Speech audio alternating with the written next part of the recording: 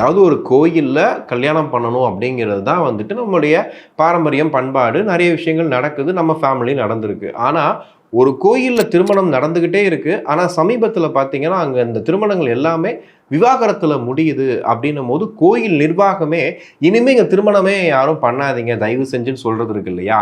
இது கொஞ்சம் புது விஷயமா தோணுச்சு. அப்படி என்ன அந்த கோயில்ல ஒரு கர்ஸ் உருவாயிருக்கு, அந்த பிரச்சனை என்ன அங்கே உருவாயிருக்கு அப்படிங்கிறது இப்போ வரைக்கும் தெரியல. தஞ்சை பெரிய கோயில் இந்த மாதிரியான நான் சொன்ன கோயில்கள் எடுத்துக்காட்டுகள் இருக்கு இல்லையா?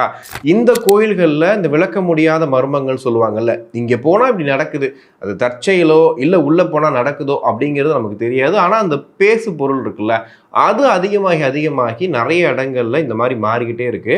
ஆனால் இந்த கோயிலில் பர்டிகுலராக என்ன பிரச்சனை அப்படின்னு கேட்டிங்கன்னா, நிறைய பேர் இங்கே திருமணம் பண்ண வர்றாங்க, திருமணம் பண்ணிக்கிறாங்க, 2-3 மாதங்கள் கழித்து விவாகரத்து நடந்துருது. ஆனால் அங்கே பதிவு பண்ணுறாங்க இல்லையா? அப்போது என்ன ஆகுது அப்படின்னா, இவங்க நீதிமன்றத்துக்கு போகும்போது இந்த அர்ச்சகர்களும் அங்கே வந்து நேரில் ஆஜராகக்கூடிய ஒரு சுச்சுவேஷன் உருவாகுது. அவங்க கோயில் வேலையை பார்ப்பாங்களா, இல்லை இவங்களுடைய கேஸுக்கு போவாங்களா அப்படிங்கிற மாதிரி யோசிக்கலாம். பட் ஓரிரு விவாகரத்து நீங்கள் சொல்கிற மாதிரி ஒரு எக்ஸாகரேட் பண்ணி சொல்கிறீங்களா, அவ்வளோ விவாகரத்துலாம் எப்படி நடக்கும் அப்படின்னு நீங்கள் கேட்கலாம்.